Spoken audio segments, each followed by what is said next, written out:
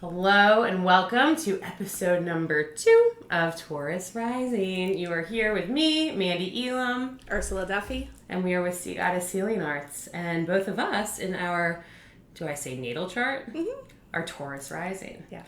Ursula can tell you a little more about that. Yeah, well, we went into depth explaining it in our first episode, so we can recap there if you want to learn more.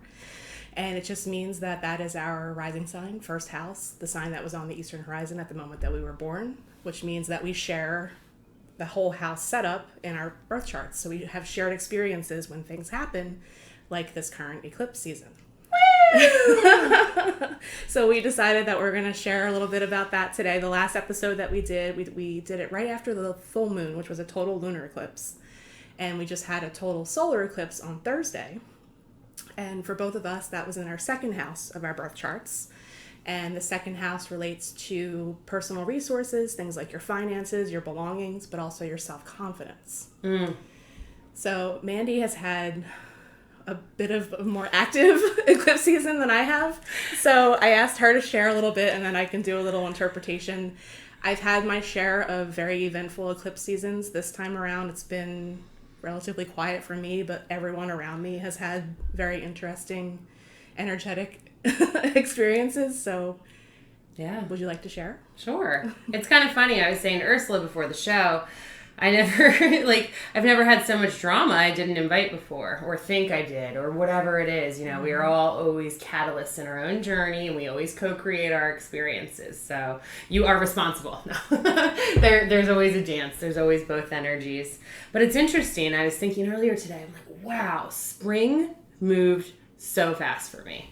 It was insane. There was so much that happened. We had our first festival. It was incredible, but there was so much more in addition to that.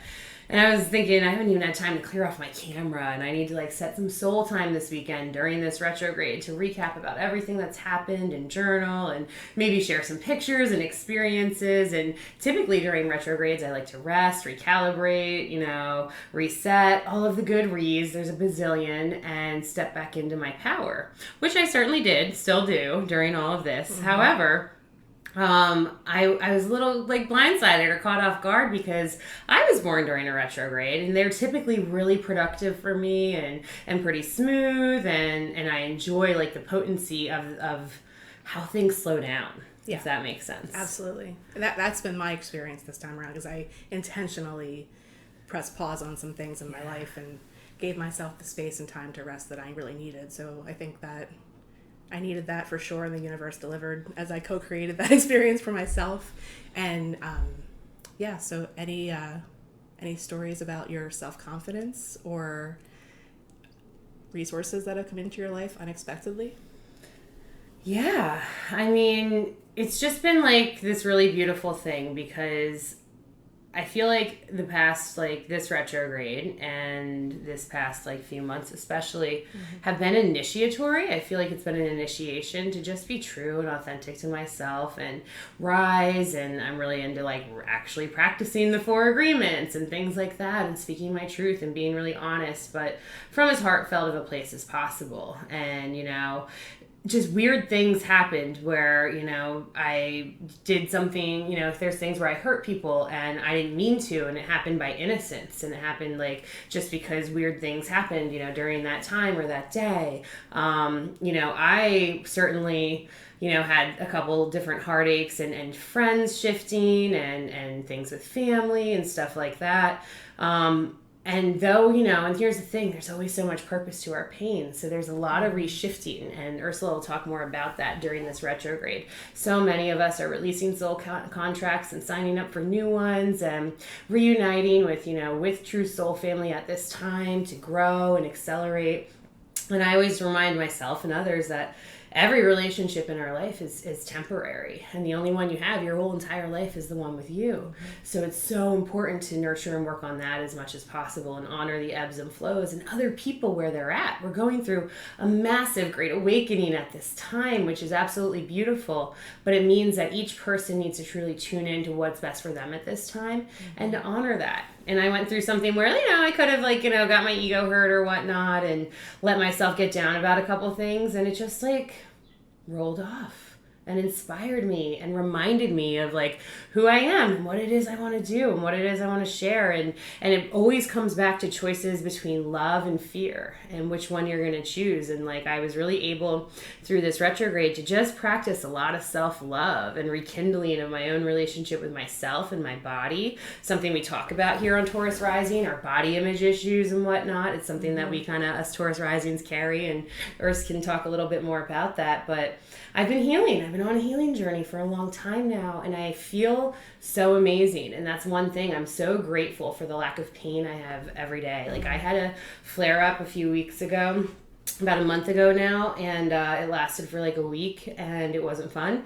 But it's like after that, things just kept rolling and moving, and I still feel more amazing. But like I joke around and say I'm in the warm liquid goo phase, like Austin Powers with my body, because it feels amazing. But I was a little gooey, and your chrysalis. My chrysalis, yes, is gooey. So it's just an interesting time right now to be really present with yourself, with all the real, raw, true things within you, and to remember you are co-creating your experiences. So it is important to take responsibility and see what energies or thought patterns or behaviors, you know, that you were sharing or putting out or whatever that attracted the experiences that you experienced at this time. And it doesn't mean it's good or bad or it's wrong or right. It's always just an opportunity to drop into even more love and more self-awareness, more gnosis, if you will, and walk the path. Yeah. Beautiful. I think that very much relates, very much correlates. And it's a bit unique to have a Mercury retrograde and eclipse season concurrently. Right in the beginning of summer, too, right? Isn't that like a little weird? I was like, well, at least the second half will hopefully be a little smoother. Yeah.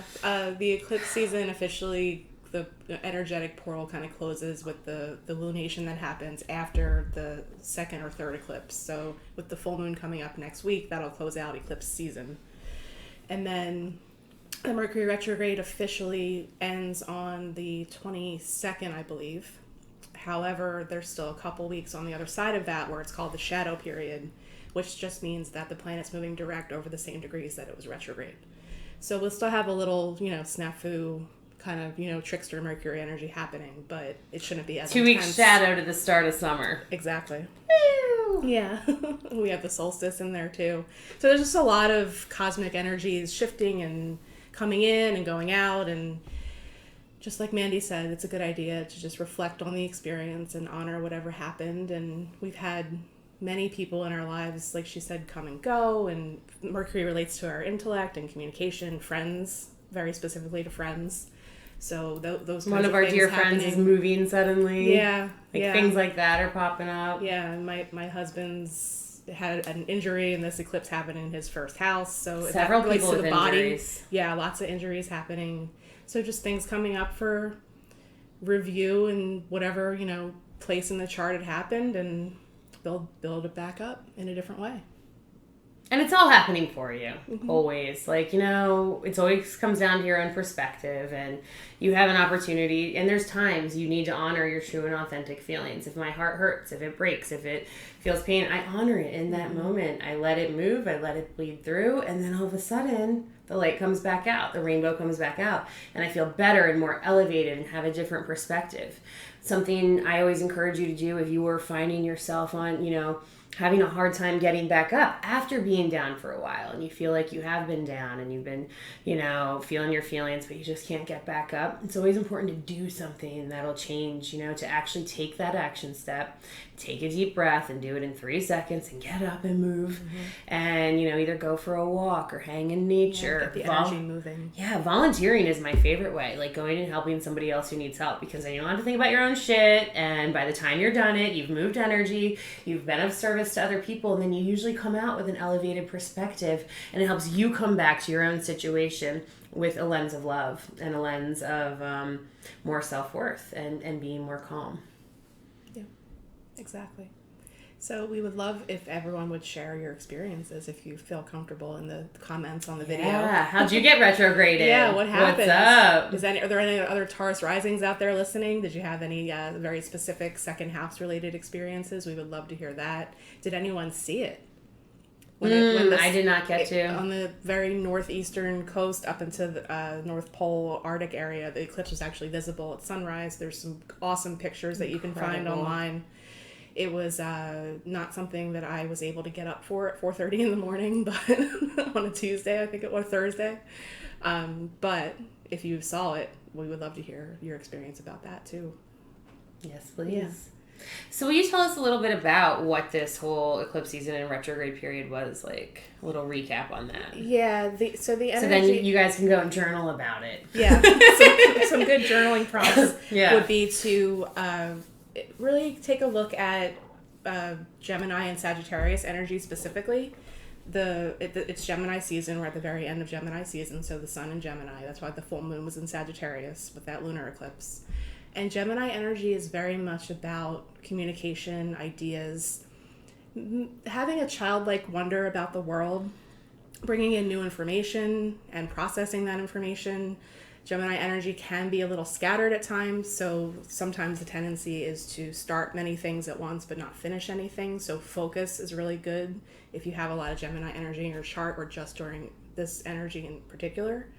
But also the lunar eclipse was a lot about release, and we talked a little bit about that last time. This eclipse was more about bringing in something new. So that has to do with the nodes of the moon, and that's why we're in eclipse season right now, because the sun is very close, or past now, the north node. So that's when we have eclipse season, when the sun is in proximity to one of the nodes. So we're moving past that, and then the next eclipse season will be during Sagittarius season in the fall. My birthday. Yeah. Well, my last 35th birthday full moon eclipse was a doozy. Yeah. So. Yeah, anyone with Gemini, Sagittarius placements, or anything in mutable signs specifically, so also Virgo and Pisces, because those square, should have had usually some kind of experience with this eclipse season in general. Yeah, a big part of my life just flipped. Yeah. It was wild. Like my career part. Still same career, same type thing, but a huge flip, a huge 180 in it, a huge clearing. But all again, happened for me. Life's great, you know? Yeah. We wouldn't really be here right now if that didn't happen. Exactly. Most likely not. Yeah. Yeah, so it's just that it very much, very chaotic energy usually. I'm sure everyone's been feeling that in general. I think that this has been one of the retrogrades that I've noticed the most rescheduling happen. Cancellation of plans and just rescheduling all the time. Yeah, and like even Memorial Day was a whole washout, a whole weekend too. Did you have any travel snafus while you were away? No, I went to Vermont and back, and it was smooth sailing there and back. So that was great. But I just drove. So yeah. There's a lot of that kind of stuff too. The travel things can happen. And like just sluggish energy, I was definitely moving a little slower and stuff. Like I would definitely say moving slower. And then so many cancellations, reschedules, technology things and glitches, all the classics. Mm-hmm. Yep. Yeah. The most is the rescheduling though that I've noticed personally. Yeah. Yeah, big time. But the things that we did have planned went off without a hitch, so that was nice. That was nice. And if it didn't, we would have, figured something out. It's all divine. You roll with it. You roll with the punches, Something that I think I realized in my own awakening journey and consciousness, and it's up to each sovereign individual, but just releasing control as much as possible. And like, you can only control yourself. And, especially when it comes to events or things happening or being on time or, friends or whatever it is, to just flow and to just honor and to just trust that it's all for the highest good. And as we're stepping more into this whole new earth thing, we're releasing attachments as much as possible. Now, with that said, it's important to do your best each day, to show up, to be integral. If you're going to be late, communicate. Like, communication is so important. Mm-hmm. And that's a really nice thing to reflect upon during this time. Yeah.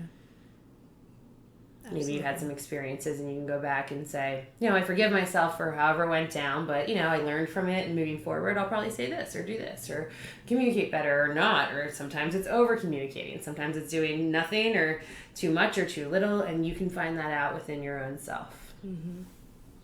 Yeah. So on the tail end of this, that's what we suggest. Awesome. Yeah.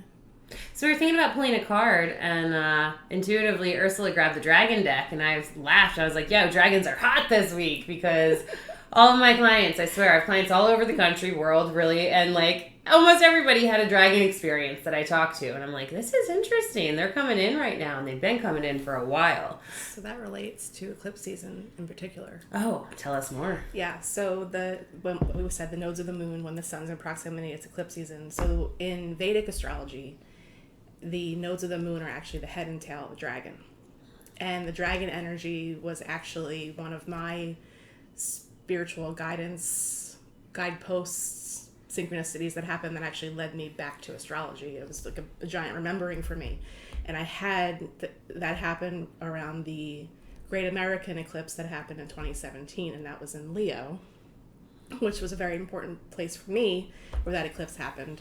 That was an insane one. Yeah, it really was. It was a wild. That's when I moved back to Jersey. I moved back from Colorado to New Jersey during that. Yeah, changed my whole life. Fourth house is home, so that makes sense. Yeah. Oh, see, you followed the divine plan even when you're not aware. Seriously, it just happens. Yeah. So the dragon energy is very much involved with eclipses because of the nodes of the moon and the dragon energy that's associated with those 2 points. They're not really planets, they're actually called shadow planets. So that's why I always pull dragon cards during eclipse season, because the energy is just so ripe and there, and they're in the portal with us, and they're working with us more tangibly. I feel I can really feel the energy come in. So that's really when I started working with my personal dragon and dragon energy in particular. Also when I got this deck, which is by Diana Cooper. So we figured we'd pull a card from here. What does everyone need to know?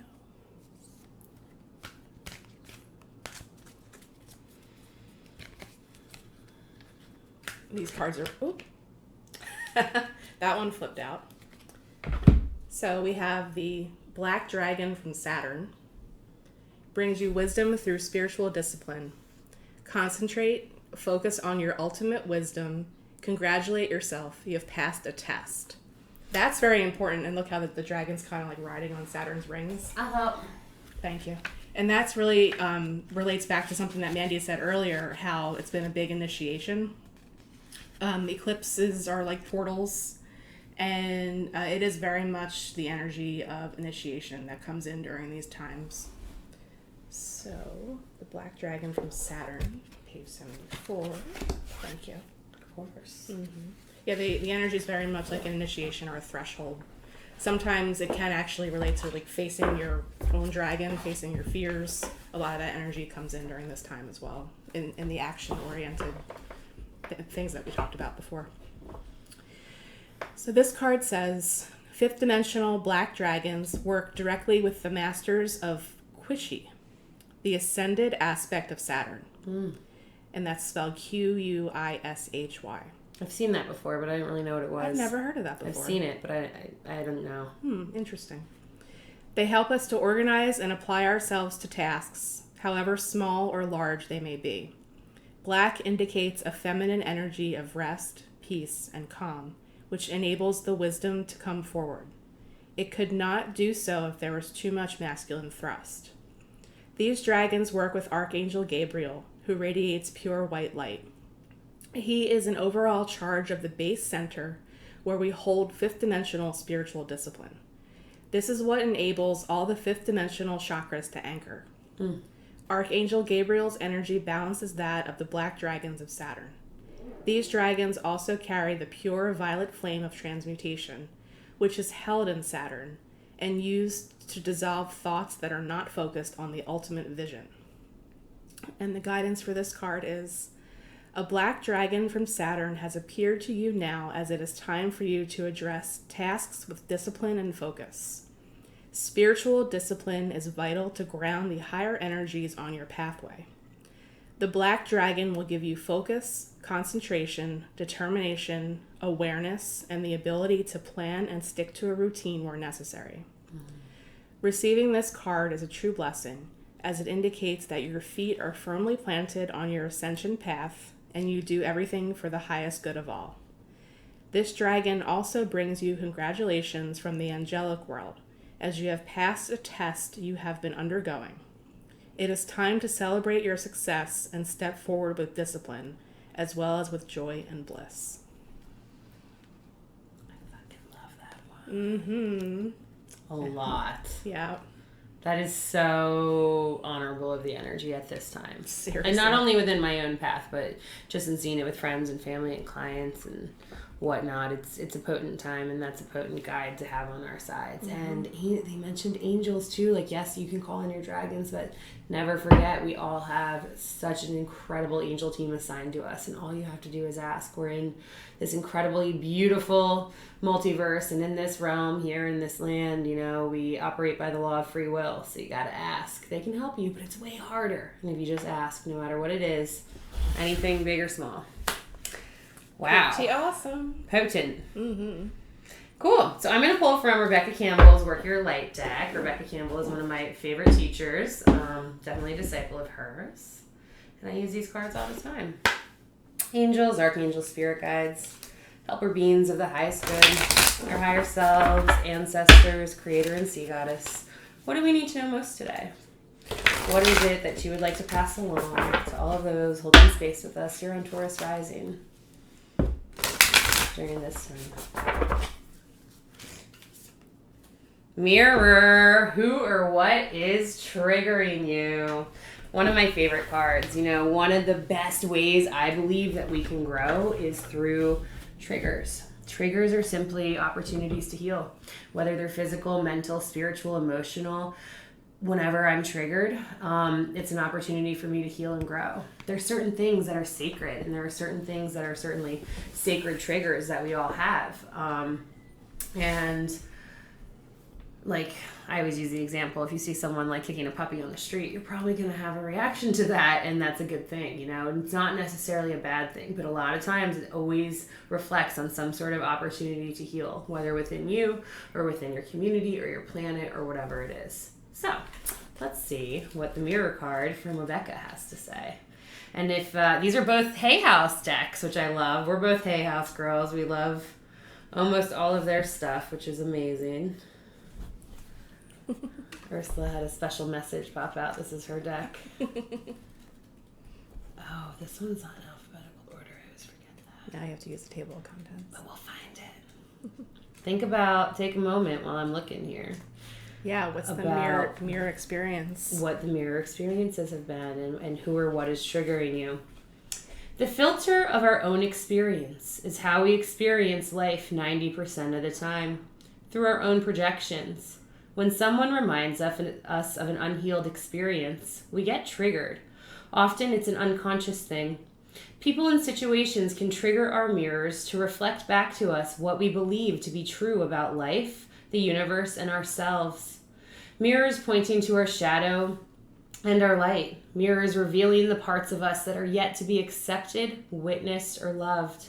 This card is guiding you to look closely at what experiences or people are currently triggering in you, and what they could be mirroring back to you at this time. Have you felt like this before?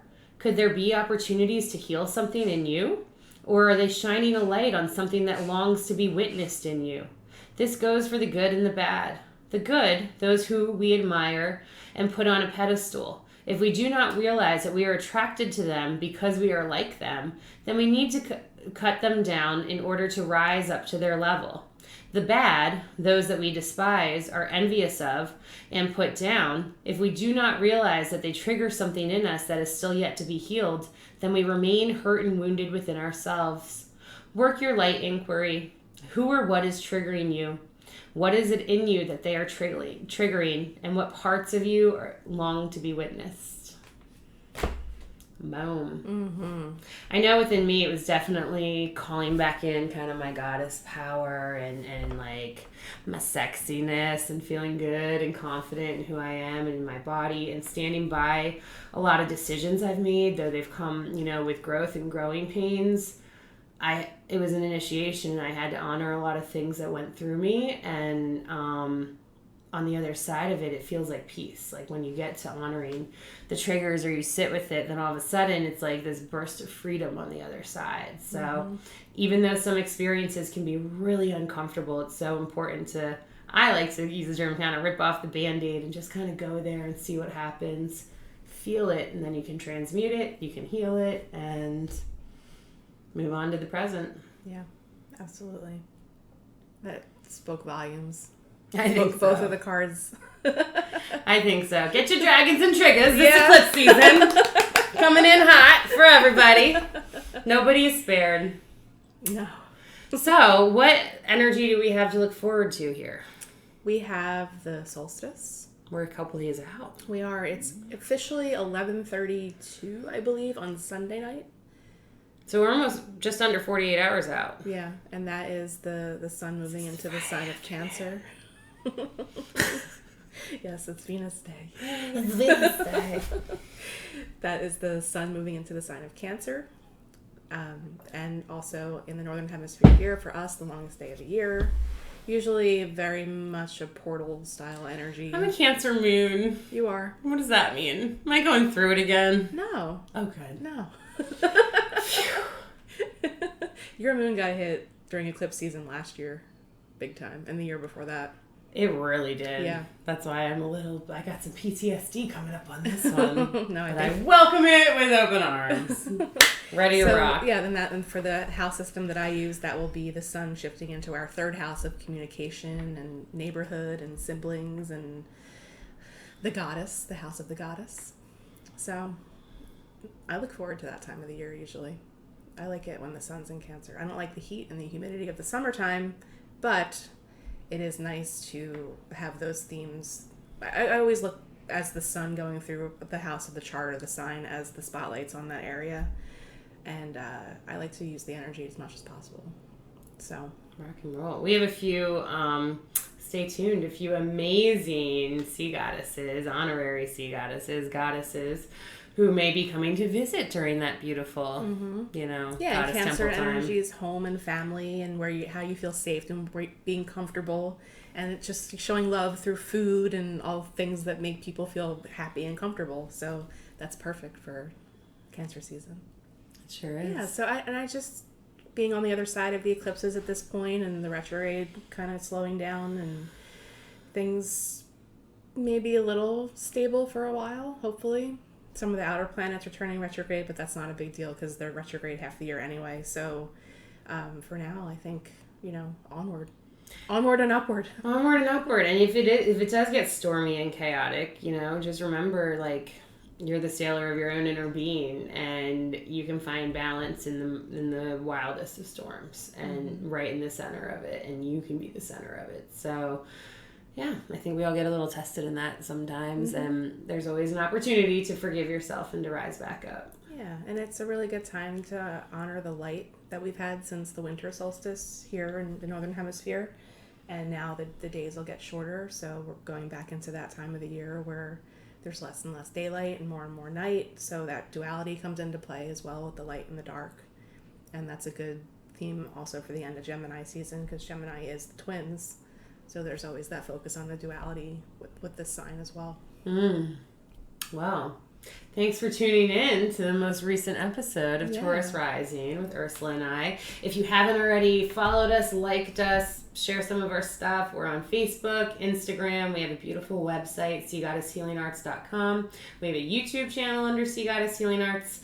And we're going to be having many live shows coming your way soon. This one's pre-recorded, but there's going to be a lot of live content on its way soon, and we have events coming up, so yeah, just tune in, check in, and we're always honored to hold space with you, whether it's in person, physically, spiritually, etherly, astrally, whatever it is. Thanks for tuning in. Thanks everyone. And we have Boardwalk Buds coming up next weekend, if you want to do. mention that. Yeah. It's if you're local, it's coming up. What are the dates of it? The 25th, 26th, and 27th, I think. Friday, Saturday, Sunday. And Kendra Hamill of Sea Goddess Healing Arts and Higher Self Healing, and myself, Mandee Elam, will be speaking at 7 p.m. at the Boardwalk Buds event on Friday night. So if you want to come and see us do a live episode of Token the Talk, we will be there. And we'll have a vendor space as well. So if you don't catch Token the Talk, then catch that show also on our YouTube channel. And then if not, stop by our booth and say hi. And Ursula and I will be doing live readings there that weekend. So come and see us. We'd love to meet you. Thanks, everyone. Thank you. Till next time.